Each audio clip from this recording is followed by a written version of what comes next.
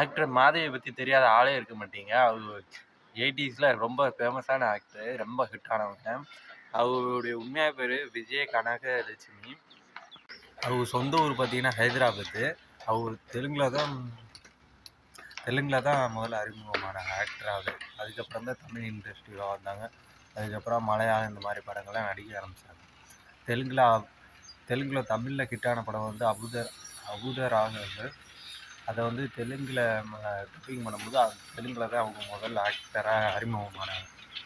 அதுக்கு அடுத்து தமிழில் வந்து பார்த்தீங்கன்னா தில்லுமுல்லு அந்த படம் தான் அவங்களுக்கு ஹிட்டே கொடுத்துச்சு.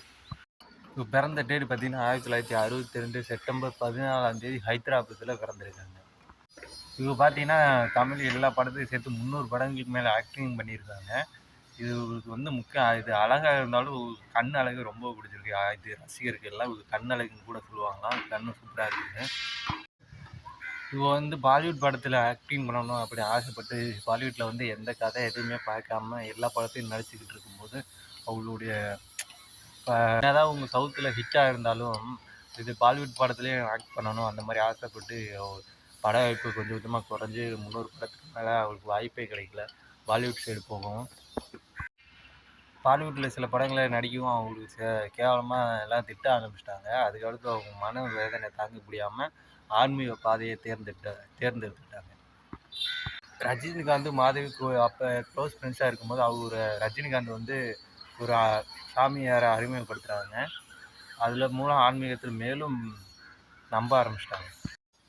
அந்த சாமியார் மேலே ரொம்ப நம்பிக்கை கொள்ளவும் சாமியாரை ஒரு மாப்பிள்ளையை தேர்ந்தெடுத்து இவனை கல்யாணம் பண்ணிக்க அப்படி சொல்லவும் அந்த மாதவியும் அவங்கள கல்யாணம் பண்ணிட்டாங்க.